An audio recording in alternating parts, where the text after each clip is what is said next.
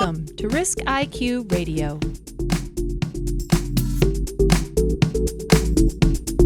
Okay, welcome into RiskIQ Radio.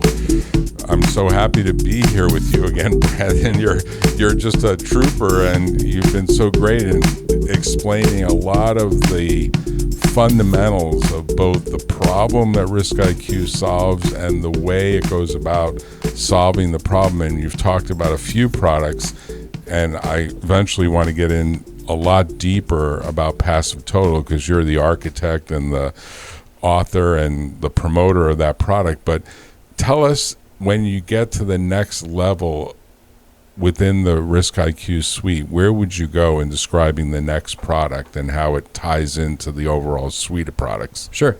So if we think about PassiveTotal, it's effectively a web interface that allows us to see all the data that RiskIQ's collected over the past, Upteed years. Yeah.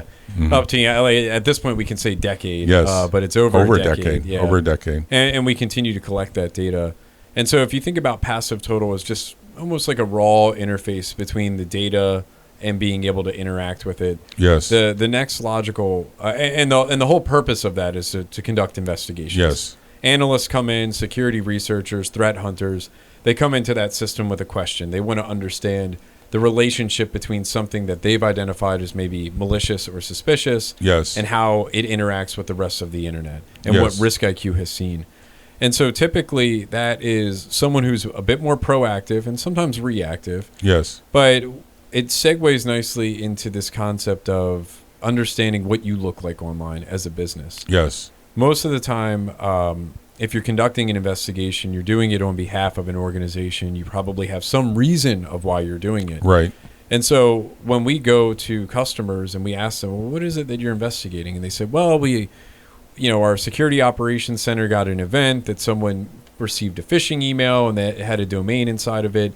And that domain looked like our company. Yes. And, we wanted to investigate to see if that was something that we owned. Yes. And maybe bought it and we weren't aware, or if it's something that's actually phishing our employees. Ah, okay. And so when we think about the word attack surface, RiskIQ thinks about attack surface as the greater internet. Yes. We effectively have a means to collect data from as many different places as possible. And our goal is to have the most comprehensive and complete view of the internet and how it's evolving over time. Right. And PassiveTotal allows you to investigate all that internet data. Mm-hmm. Oftentimes, when we work with a company, though, their top priority is ensuring that their business is in the best possible defensive position. Okay. That their job as a security practitioner is to make sure that that business does not get compromised, that their employees are not compromised, and that the crown jewels of that business, whatever it may be,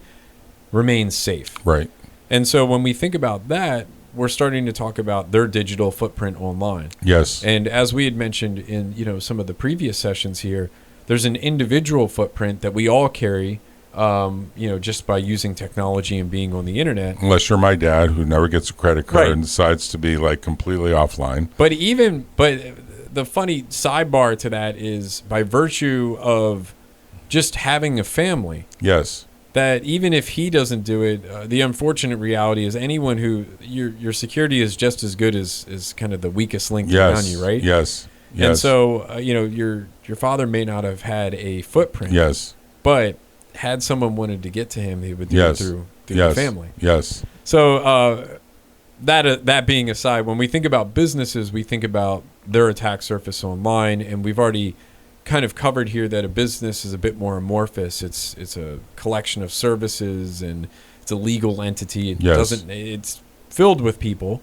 But when we talk about RiskIQ's offering, conveniently named digital footprint, yes, what we're doing there is we're trying to take all of this data that we've collected and stored within our data warehouse, and we're looking at the relationships that exist between each of those data points. Yes. And we're saying, well, here's a starting point, your website, riskiq.com. Right. And from that, we can see, well, riskiq.com resolves to this IP address. Right. That's just how DNS works. Yes. And that IP address is part of this advertised network route. And that network route is part of some autonomous system that's part of a backbone router whatever. Right. And that's how data gets routed online. That's how Yes. people can access RiskIQ. Because no one can type in all those numbers, so you have to have this domain name system, DNS. Yeah, you need abstractions. Right. Abstractions away from the technology, and with that becomes, all those different signals, Yes. if you will. Yes. RiskIQ.com. We can see this webpage loaded up. It's got a bunch of cool graphics Right. and videos that show Yeah, up we have here. the new web page loaded Yeah, up right. here. Strong performer in the Forrester Wave. Yeah. Okay. So in order to render this web application, we need a number of technologies to make that run. And those Yes. technologies are going to use other services. They might use local services. They might use shared services. Right. The images that we're displaying might be hosted on another provider. Right. In fact, we might not even be hosting our own website. We're probably not. Someone else is hosting it. All these things are part of your digital footprint. Right. As a business, it's important that I understand that, or the collective company understand their digital footprint, because it can ultimately be attacked. And unlike an individual where you might, someone might try to open a line of credit and your bank alerts you to it. Right. With a business, when I go and register, RiskIQ with 2 Qs at the end, Yes. no one's going to go and phone up RiskIQ and say, hey, did you really do this? Correct. You have to be vigilant. Yes. And that vigilance takes effort and time. And unfortunately, the systems that exist today that are part of the greater good, free tools, don't really do an effective job at keeping up with the scale of how these businesses, especially the larger businesses, how their footprints grow. And so what RiskIQ does is we're able to look at the relationships between the different data points and essentially have an algorithm that stitches data that might be related to each other. Okay. So, RiskIQ.com domain, this resolves to this IP address. There's 5 other domains that resolve to that IP address, some of which have the RiskIQ keyword in it. Others don't, but they share similar contact information to the RiskIQ website. So they're likely all valid. Right. We can start to infer ownership Yes. by proxy Yes. and by the signals that we identify, Yes. high fidelity signals, as that exist within our data sets. Right. And so the digital footprint product, effectively, without any agents, any install or need, or any individuals from the company, we can put in a business website and within a couple minutes have thousands of assets that are likely owned and externally facing on the internet. Okay. And once we've identified those assets, they enter into an inventory. Okay. And that inventory is living and breathing. Yes. Because just like the internet, everything's changing. Businesses are changing. New systems are coming online. Old systems are going offline. New technologies are getting replaced, etc. Right. And so what we're doing is we're continuously looking for new things that might be yours. We're deprecating things that don't appear to be yours anymore.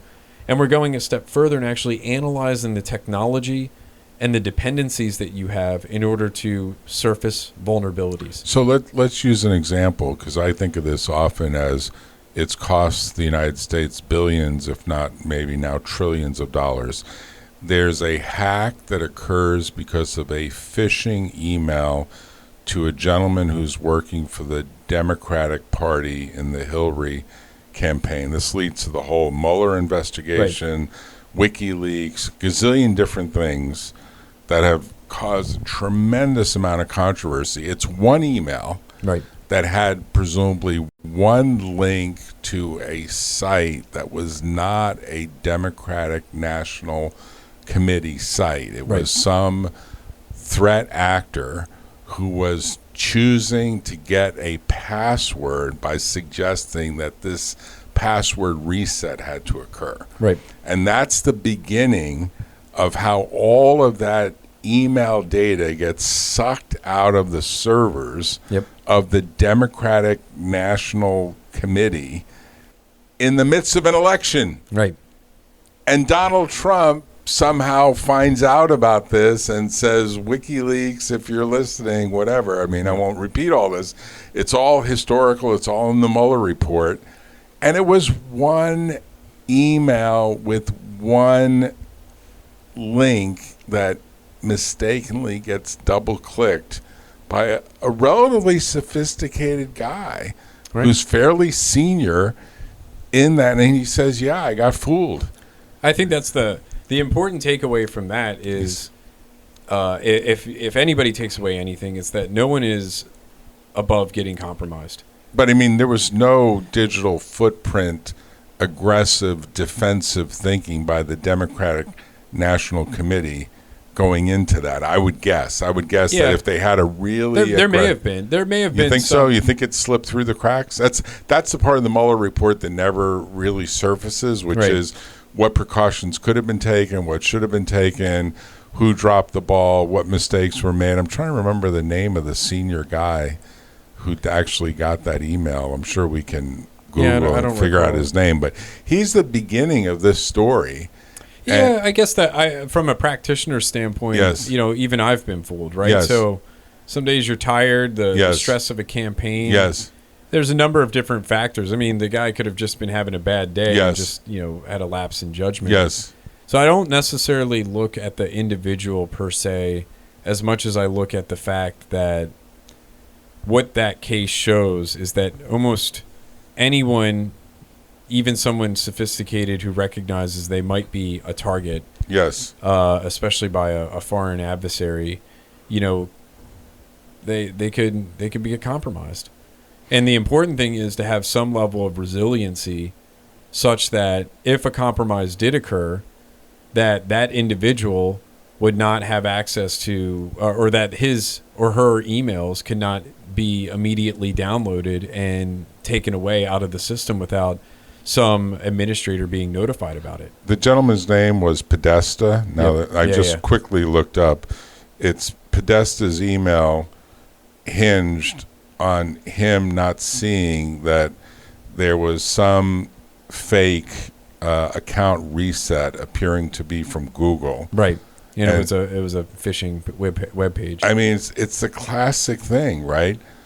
But what's important to note here is that a compromise, like that businesses, I think it used to be taboo, where if you were compromised, you want to hide it as best as humanly possible. I almost see it as companies are more and more frequently are being compromised, and it's almost like a badge of honor. Like a CISO who's fired from a business because of a breach is welcomed with open arms by any other business simply for the fact that they've been through the experience.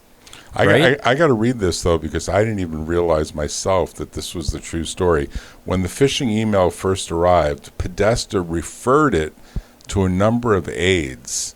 An aide named Charles Delavan replied, "This is a legitimate email. John needs to change his password immediately." According to the New York Times report, Charles Delavan's email had a typographical error. He meant to write, "This is an illegitimate email. John needs to change his password immediately." The word legitimate should have been illegitimate, and the typo. I mean, this proves my point. This is so weird. I mean, it's such a weird thing. They had the wherewithal to know that it was bad. Yes, and because of a typo, it still went through. Yes. So they had the vigilance. Yes. They thought about your point. Yes. That you need the resiliency. Yes. There's no reason why, there shouldn't be part of this is a technology problem too, right? Yes. You can't blame whoever their email provider was for not providing controls that would alert them, when the email is getting downloaded, or maybe some extra security. Yes. I'm sure maybe now that exists. But the important takeaway is no one is above getting compromised. Yes.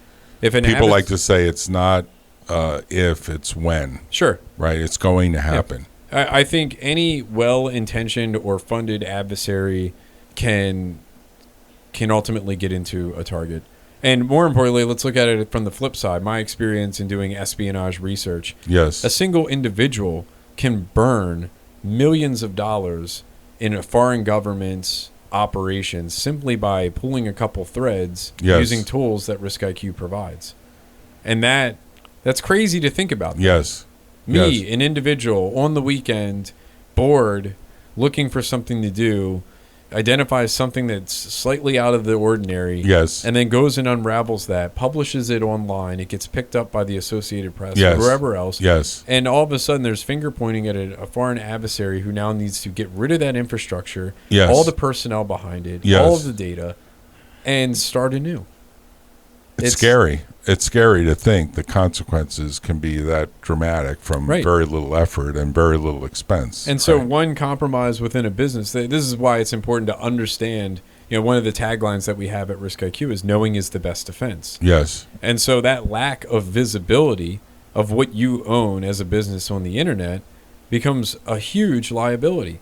Yes. Because if you get compromised, you're not even going to know where it came from. Right. If you bring in some incident responders, you're paying an expensive firm to come in to help you clean up the mess.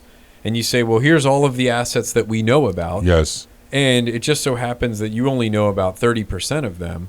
And there's another 70% that you've just forgotten about because scale. Yes. And that's how the malicious actors came in. Imagine how difficult it's going to be to reconstruct what happened. Well, what percentage of corporate America, when you get beyond, say, the Fortune 100, because I think the Fortune 100 are pretty sophisticated.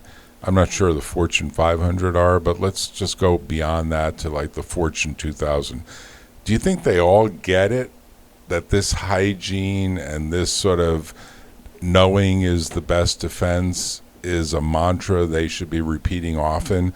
Or do you say to yourself, no, we're like in the first and second inning of a triple header, and there's so many more innings ahead of ourselves and so many more breaches, like the match cart thing that you guys talk about in your literature. Yeah. I mean, that seemed to me to be something that people should have thought about, maybe should have anticipated. Yeah. I mean, maybe I'm oversimplifying, but maybe we should spend a minute about match card, because you guys talk about that often. Yeah, I mean, MageCard is sort of it's a malicious threat group, or it's an actor group, or it's not quite an actor group as much as it's a method of compromise where businesses, their web applications are compromised. Typically ones that are like merchants that are processing payments. Right. Where rather than compromising they may compromise the server, but they're compromising the integrity of the application such that when you fill out that checkout form with your credit card details, it's allowing the transaction to go through, but it's also copying that information and sending it somewhere else, typically to the malicious actor. Right. So to answer your question directly, where I think even in some of the larger organizations, it's actually worse.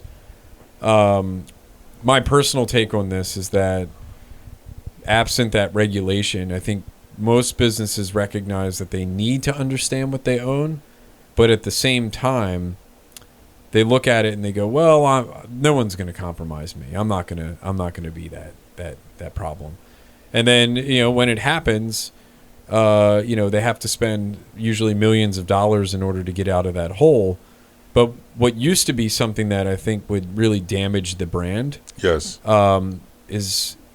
less damage. It carries less damage today. So I almost feel that the normalization of the breach, or the desensitized nature of people seeing breaches so often, has led to the case where even when people know, they much rather would operate with some level of ignorance.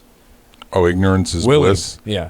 I don't really want to know how bad it is out there. I don't want to know just how many people have created. Imagine this. I mean, that's the challenge that we face as an industry, is that businesses are trying to keep up. They're not necessarily doing it successfully. Mm-hmm. And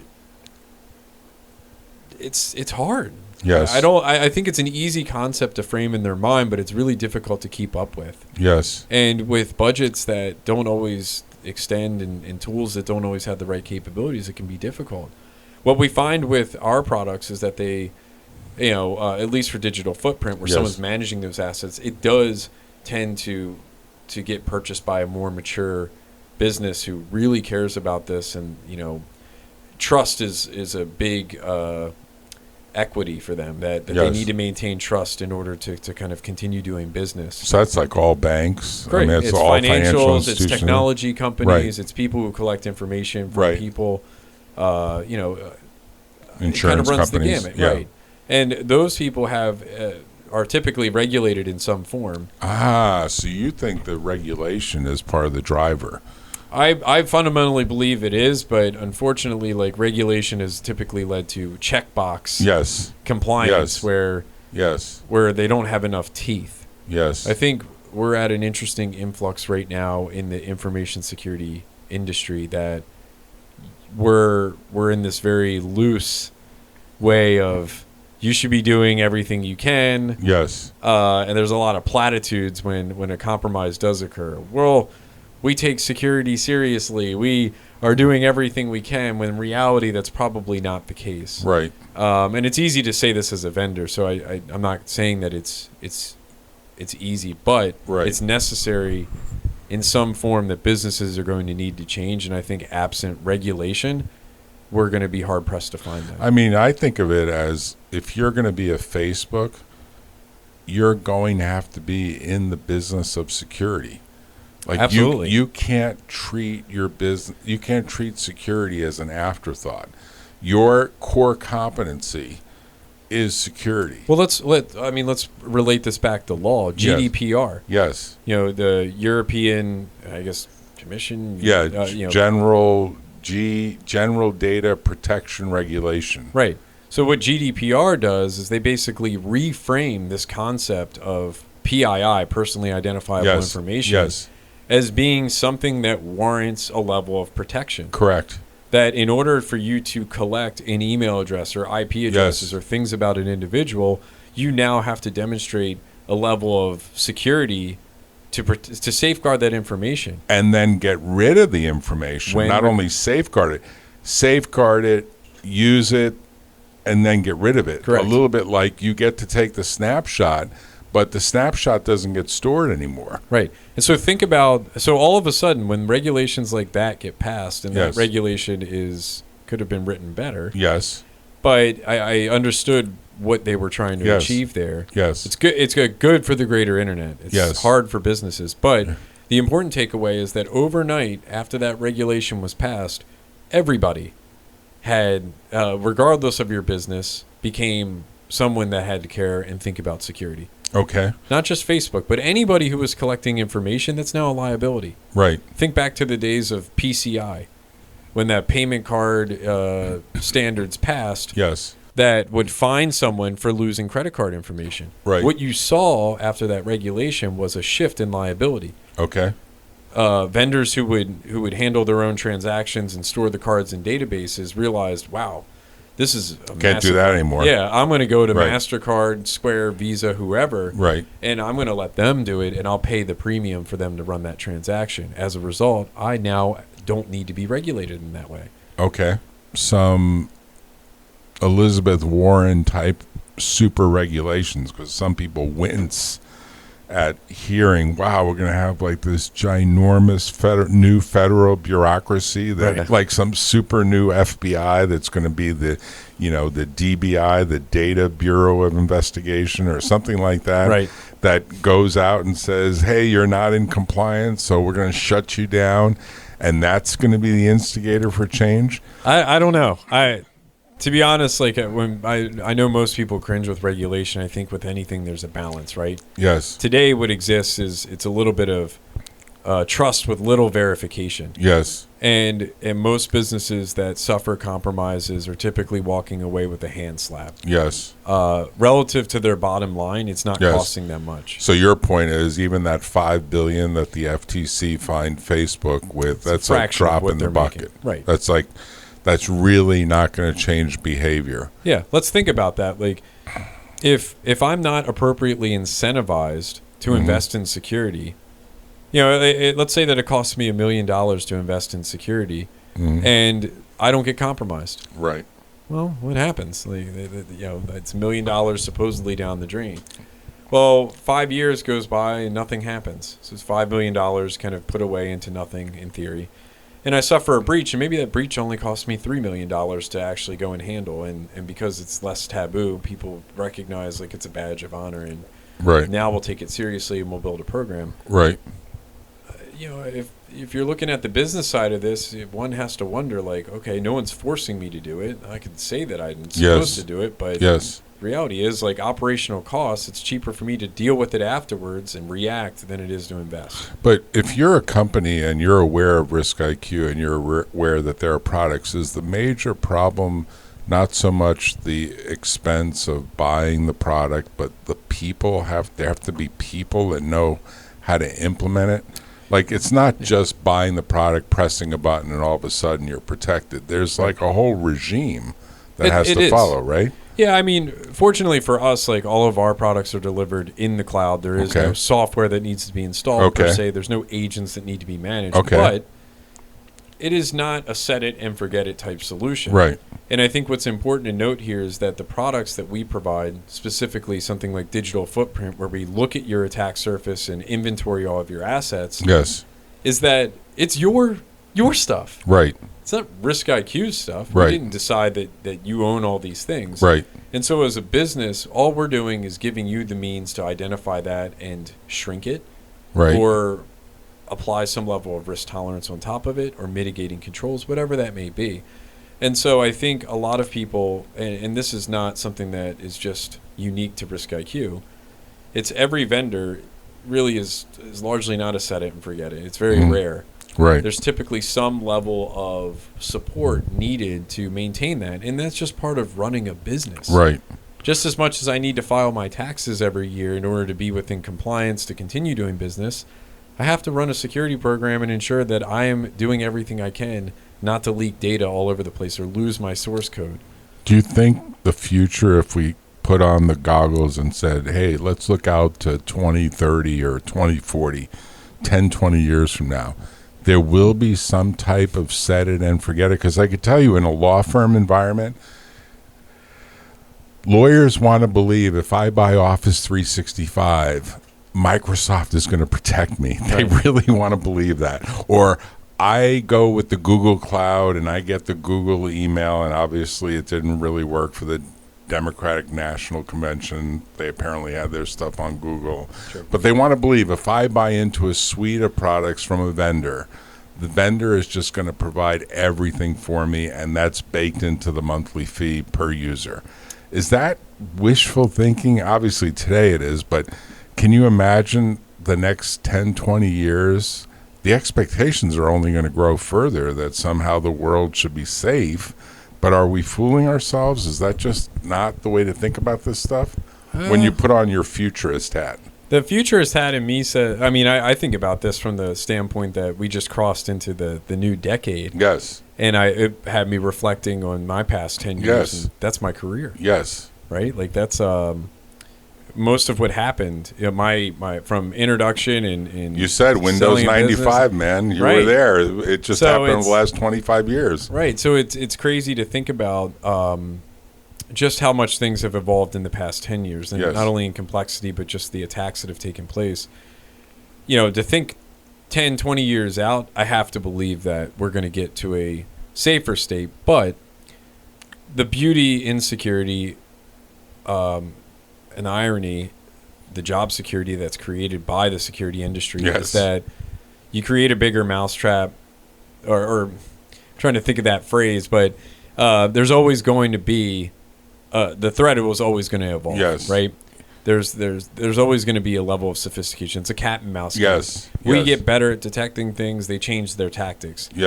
There are leaps that can be made that I've seen in my career time, like, you know, the way in which we protect memory, how we stop execution, that's really prevented a lot of exploits from being successful, and Microsoft gets, you know, some of that credit there. It's incredible to see that PDFs, you know, where I started my initial foray into PDF X-ray, right? Like that's almost not a thing.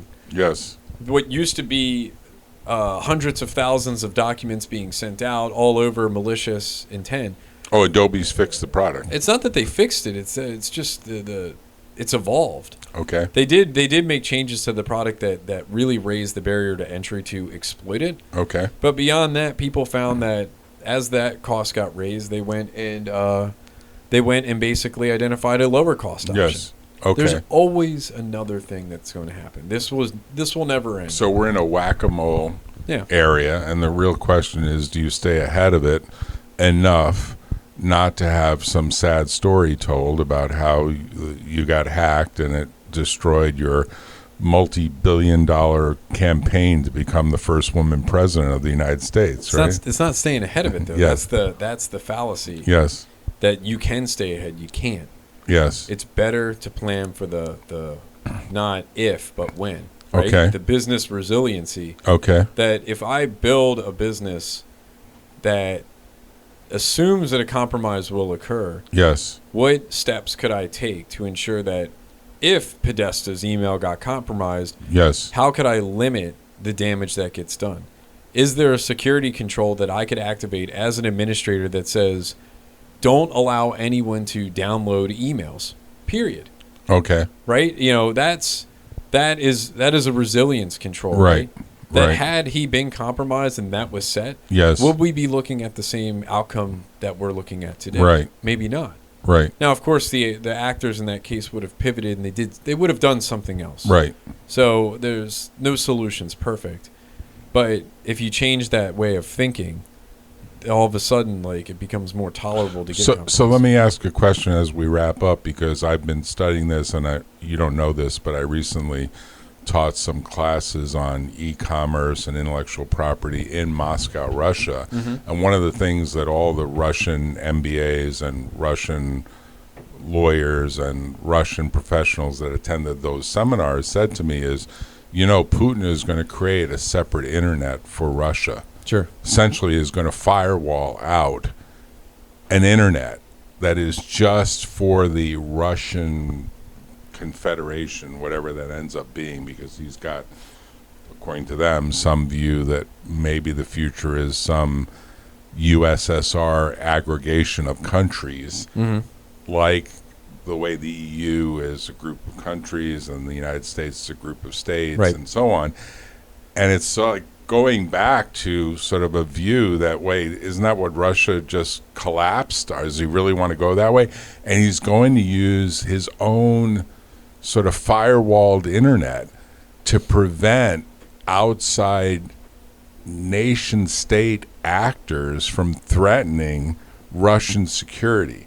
Sure. Is that crazy making in your mind? Like, No. it's the opposite of globalization? Or would you say, no, that's exactly what he should be doing if he's worried about what his group did to the U.S. happening to him in Russia? That's exactly what countries have to eventually do. I mean, it's a big question to end on, but I want to cover that, because I think there are some listeners that are like, hey, if we're in this area where people are constantly going after each other, maybe it is a governmental problem that has to figure out some bigger ways to protect its citizens, although that's at a level of sort of like cyber warfare and not at the level of all the commercial and other misappropriations that we've been talking about. Yeah, I guess I'll end with, like, not directly answering, and it's only because it's a heavy question. But to promise ponder. to think about it further, because we're Of going to course. have another discussion about it. But I mean, the immediate thought that comes to mind is less Russia, but more China as a Yes. country that's already, in a way, used its power in its government structure to create an internet that has what's called the Great Firewall, Yes. where they can censor and control the news that people see within the country in order to make sure that the government approves of it. Okay. Naturally, in doing something like that, you're losing freedom to some extent. Yes. You're not able to see what's real versus what's not.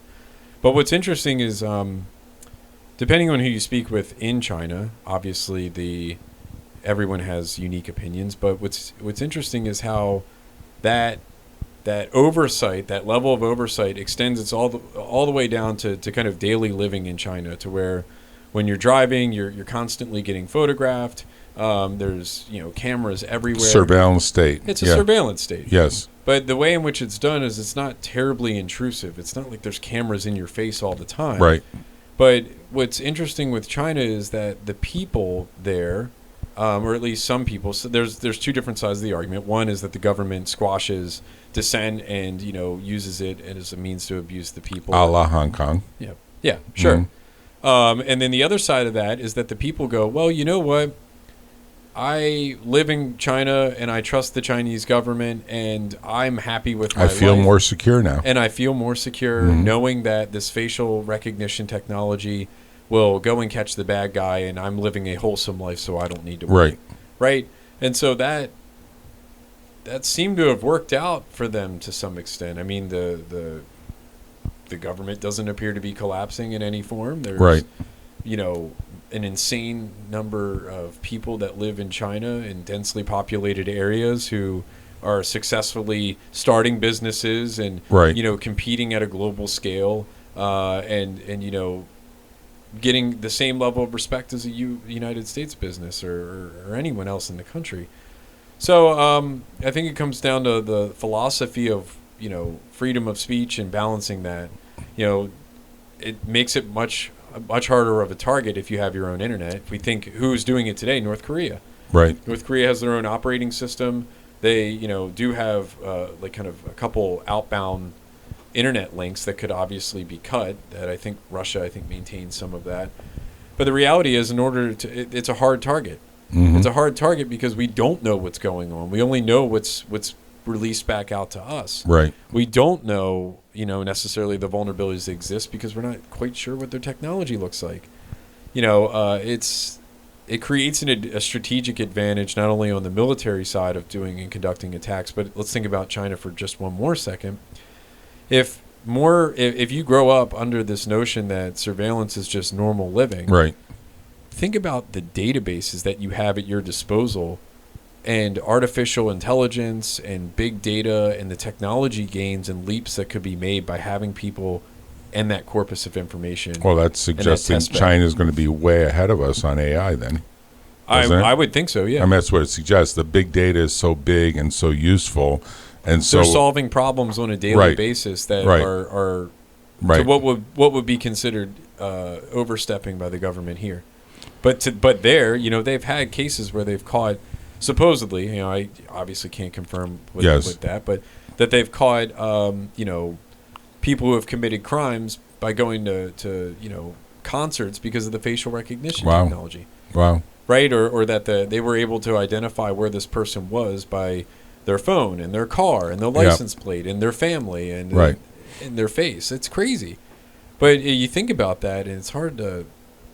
It raises some interesting questions. Right. It sounds nice in a way. Well, it's outside the abuse of not being able to know what's going on. It's suggesting that the government at some level is aware that they can either take one path, another path, or another path. But I'll make this remark that in all the various candidates that have all debated, none of them impress me as people that are what I would call 21st century savvy about data, internet, individual rights, corporate rights. I think that we're so far ahead, the technology is so far ahead of most of their thinking. They're like,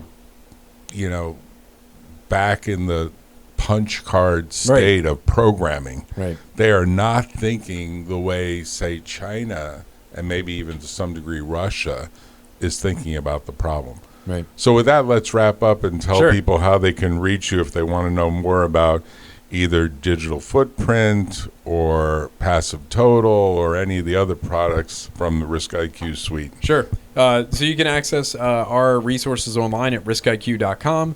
And if you want to register for a free community account, you can go to community.riskiq.com.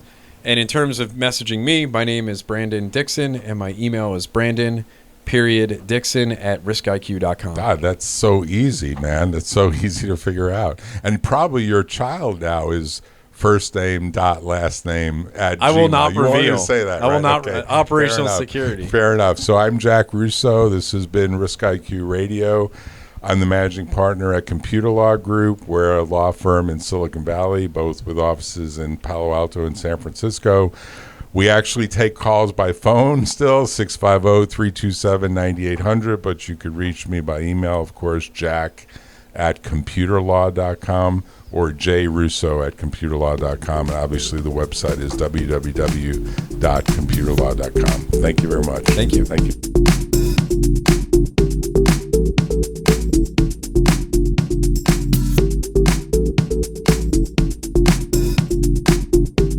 Thank you for tuning in to RiskIQ Radio.